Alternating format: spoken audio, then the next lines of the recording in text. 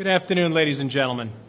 I am Bob Castelli, the Assemblyman representing the 89th Assembly District, in which is contained the beautiful Manhattanville College that you are all in. It is one of the jewels in the crown of our education system here in New York. I'd like to welcome you on behalf of President Strauss, and thank you, President Strauss, for making this beautiful venue available to us again. I'd like to also welcome some of my Assembly colleagues, Assemblywoman Sandy Galiff, Assemblywoman Ellen Jaffe, Assemblyman Gary Pretlow, Assemblyman George Latimer, Assemblywoman Sheila Mayer, Assemblyman Guillermo Llaneras, and Assemblyman Ken Zabrowski. And also to all of our local public officials, which are too numerous to mention by name, but we thank you. It is an honor to have you all here today.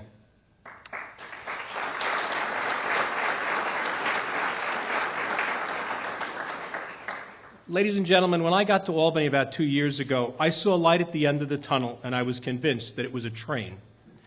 2 years later, I am honored to report back to you that there is light at the end of the tunnel now, and I am certain that it is sunshine.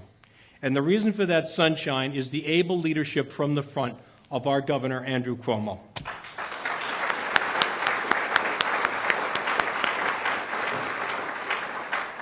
In 2 short years, we have closed multi-billion-dollar budget deficits without any new borrowing, without any layoffs, and without any new taxes, and that is truly a magnificent feat, and I thank you for that, Governor.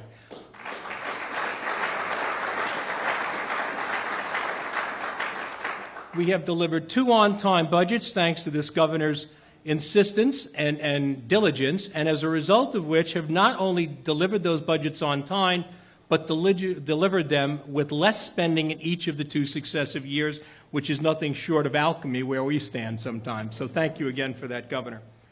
It is truly amazing. It is a tremendous honor to be able to work with this governor and this administration. You know, as somebody who got to Albany and looked at what was a malaise, I will tell you that it is a tremendous honor to now be part of a group of individuals on both sides of the aisle who are not part of the problem, but who are now, thanks to our governor, part of the solution. And I thank you for your bipartisan and apolitical leadership, sir. It is very, very good, and my compliments to you for your leadership in this.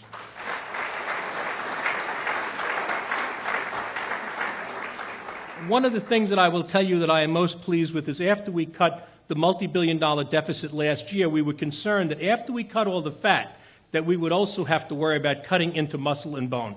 And our governor and his leadership and this particular budget was sensitive enough to recognize that we should not and did not throw the baby out with the bathwater, making valuable investments into our infrastructure and into our regional economic development councils. New York is now, thanks to our governor, open for business again, and I thank you very much for that leadership. We are on the right track. The paradigm has shifted, and I compliment the governor and my colleagues on both sides of the aisle. We have a new and unprecedented level of cooperation, transparency, along with ethics reform that was long overdue and much needed. So I thank you, Governor. Without further ado, I'd like to introduce my friend and colleague, Senator Andrea Stewart Cousins.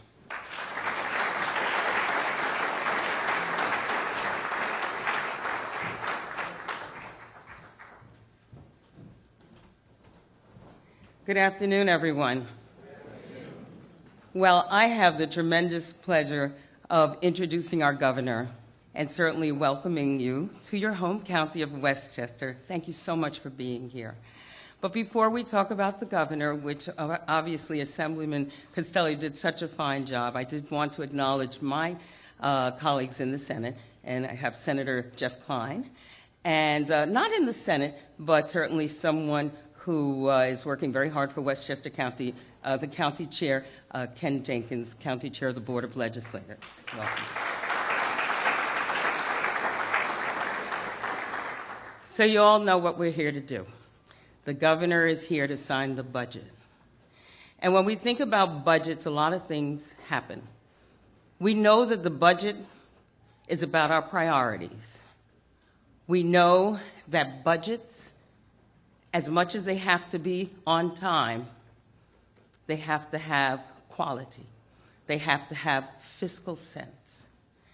And in order for a budget to work in a state like New York, you have to have agreements to come to the table, to work in a bipartisan fashion, to come in with your ideas and your ideals, but at critical moments, know when to shift, know when to give, know when to assert, and know when to say it's done.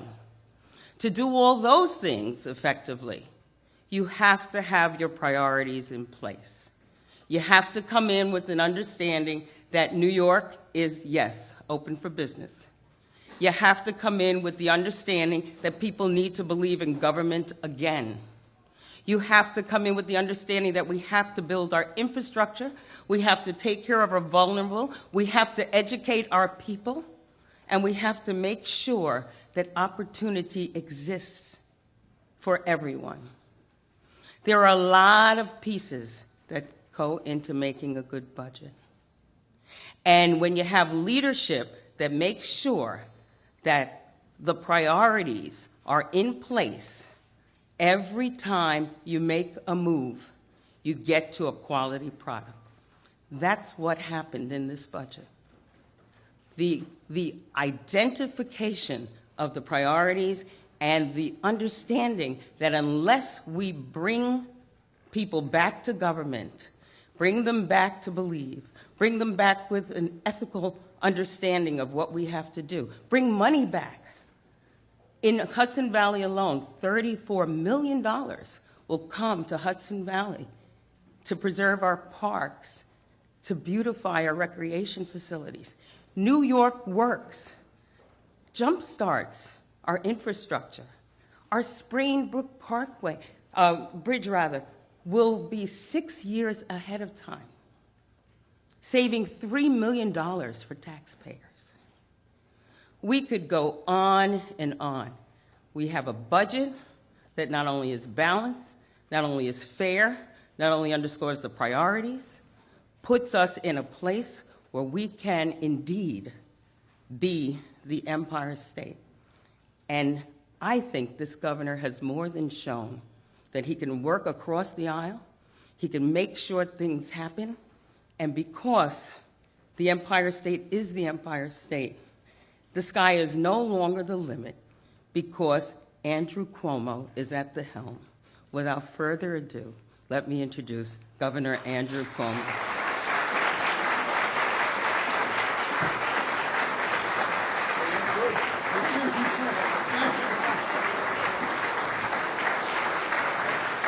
Thank you. Thank you. Thank you, thank you, thank you, thank you. Boy, what a kind introduction. I should just stop and go home after that one. First, at Manhattanville College, it's my pleasure to be back. It's my pleasure to be home. Not that I don't love my time in Albany, especially when it goes as well as it did this year. But this is being home, and I want to thank President Strauss very much for his hospitality. And let's give him a round of applause for all his hard work. Thank you very much. First Lady Strauss of the university is also here. I'd like to say hello to her. Let's give her a round of applause. We have our great Ken Jenkins, our chairman of the legislature, who's doing great work. Pleasure to be with you, Ken. Senator Andrea Stewart-Cousins and our Senate colleagues, a pleasure to be with you. Thank you for the kind introduction, Andrea. Really a pleasure to be with you. Assemblyman Costelli, I'll tell you how tough Assemblyman Costelli's job is. He is my assemblyman. So when I want to complain about state government, I go to the assemblyman. That's a tough position to be in. He's doing a great job representing me and his entire district. It's a pleasure, Assemblyman Costelli. Thank you very much for your kind words. All the other elected officials who are here, I guess you figured out the purpose of today. We're going to do a ceremonial signing of the state budget. And it is a good budget. We didn't really refer to it as a budget when we did it. We called it an overall reform plan because it's more than a budget. It's a plan that sets this state on a different trajectory. And in many ways, it's a continuation of what we've been doing over the past 15 months or so. Because when I took office a year ago, a little over a year ago, the state was really in a difficult and perilous condition. The economy, it was bad in this state, it was all across the nation. People were suffering. The state government in Albany wasn't responsive. If anything, it was probably a negative rather than a positive. More businesses were leaving this state. More people were leaving the state. We had a reputation for being an anti-business state, a high-tax state, a high-regulation state. Dysfunctional government. It was a bad confluence of events. And we said we needed to literally transform the state, that this was not about little changes. This was going to be about dramatic changes if we were going to change the actual trajectory of the state, and that's what we set out to do. We started with the economy. Why? Because the best thing the state government can do is get the economy running in the state. If the economy is running, Westchester will have a tax base. Ken and the county officials can figure out the rest. The best thing you can do for a person is get them a job. The best thing you can do for a family is give them opportunity. So get that economy running. And our reputation was the exact opposite. I spent 8 years in Washington doing economic development during the Clinton administration. I was all over the country. And I would say to businesses when I was in whatever state, I'd say, do you ever think about moving to New York? And they would smile like it was a joke. That was the reputation of New York, the tax capital that is New York, the anti-business state that is New York. And that was the perception, based partially on a reality, but that was the perception. We had to turn that around. And we started by tackling taxes, and not just talking about taxes, but actually doing something about it. We reduced taxes for middle-class New Yorkers, middle class defined as $30,000 to $300,000 per year, okay? $30,000 to $300,000.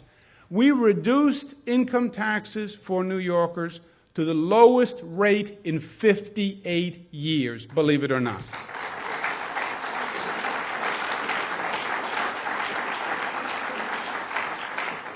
We passed the first ever property tax cap in the state of New York that caps the increase on property taxes to 2% unless there's a supermajority. The property taxes in New York, in many communities, are actually more onerous than the income tax. You hear more people saying that the property taxes are literally forcing them out of their homes and they're tougher to pay than the income taxes. So we passed the first ever property tax cap that will limit that growth to 2% unless there's a supermajority. And we said to local governments, we're going to do what we have to do on the state level, and we're going to get our fiscal house in order, but we need local governments to get their fiscal house in order also, because the answer can't always be more taxes, more taxes, more taxes, put your hand in the pocket of the taxpayer. That mentality has to stop in the state of New York, and it is stopping in the state of New York.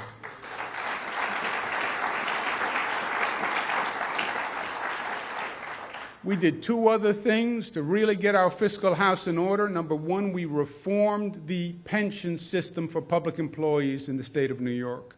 We passed what was called Tier 6, a new pension program that will reduce the level of pensions for incoming new public employees because we just can't afford those levels of pensions anymore. It's one of the reasons the taxes were being driven up the way they were. And then we passed what was called mandate relief. Mandate relief is when the state imposes obligations on local governments without funding those obligations, causing the local governments consternation, and they have to raise taxes to pay for those obligations. So when you put all of that together, the tax reductions, mandate relief, pension reform, we really did change dramatically the tax structure and the cost structure of the state of New York. But then we said that's not enough. If you want to turn around the economy, you reduce barriers, first of all, that was taxes and costs, but then stimulate growth. And we're working on a concept we call entrepreneurial government. How does the government stimulate private sector investment? We know how government can be an obstacle to private sector investment. We know how it can frustrate.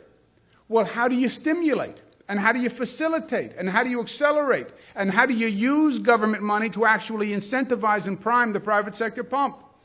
And that's what we're doing with our investment agenda now. The economy is slow. We need jobs. You also need to rebuild the infrastructure. The roads and bridges in this state have been neglected for decades, some to the point of seriously dangerous conditions. Use this opportunity to accelerate the infrastructure reinvestment, create jobs, and make the state safe.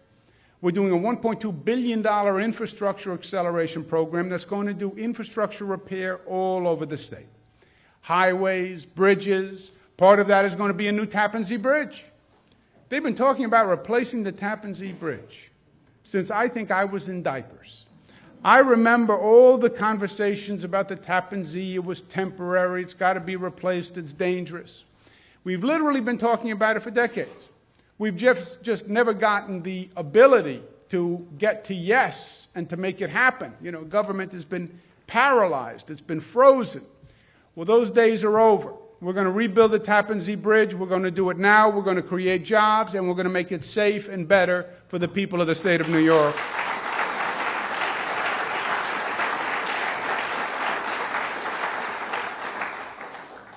We also, I think, took one of the most dramatic reforms to the public education system in decades. For the first time, we will have a teacher evaluation system in our public school system.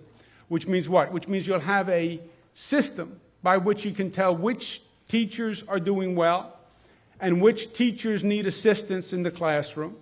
You'll then be able to figure out what schools are doing well, what school districts are doing well, what models are doing well, so you know what to replicate and you know what to replace. It will be the first time we have a performance evaluation system in our public education system, which we need desperately, because it's not just a question of money.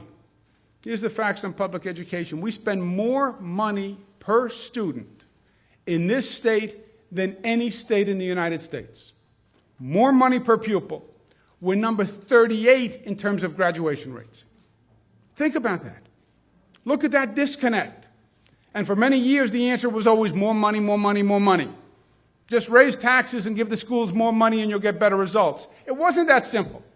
It never was that simple. It took more money out of the pocket of the taxpayer. It didn't increase performance in the classroom.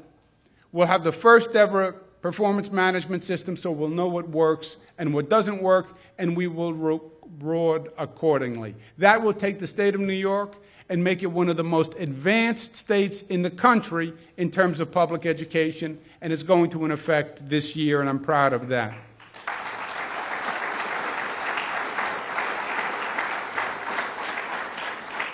We also have in this transformation plan probably one of the most stark advancements in public safety in the country. We are the first state in the nation to have what's called an all-crimes DNA database. DNA is the fingerprint of tomorrow.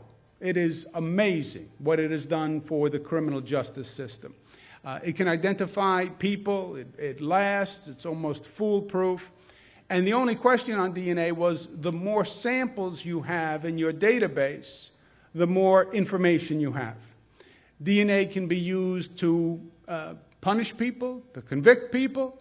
DNA can be used to exonerate innocent people. And it has. It's a way of finding the truth. And the criminal justice system is about finding the truth. And that if the truth implicates, then it implicates. And if the truth sets you free, then it sets you free.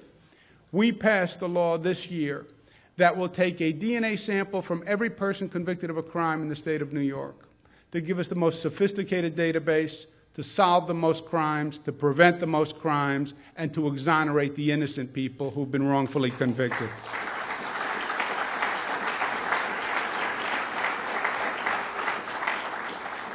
And I think more than anything else, as you heard from my colleagues, there's been a sea change in that the state government, which was 15 months ago the subject of jokes on late-night TV, literally, and known nationwide as a dysfunctional state government. The government worked. The government worked in passing this budget and getting it done on time. The government worked last December when we reduced taxes to the lowest level in 58 years. The government worked the April before that when we passed the state budget. It's worked magnificently well. And as you heard from the Assemblyman and the Senator, it works on both sides of the aisles. We had discussions last year where we basically agreed as colleagues that, look, we all have our own politics.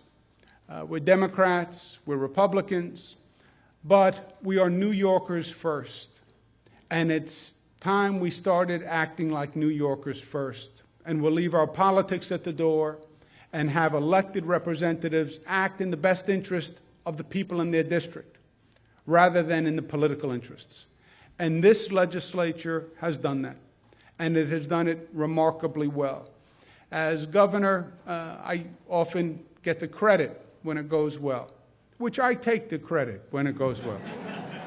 Because when it doesn't go well, I get the blame. So I think it works out at the end of the day. But the credit on this one really goes to the men and women of the legislature. It goes to the assembly people, it goes to the senators who performed extraordinarily well. And I know that, and they know that, and I want to make sure that you know that. So let's give them a round of applause. Let me ask them to stand and join me for the bill signing. Congratulations.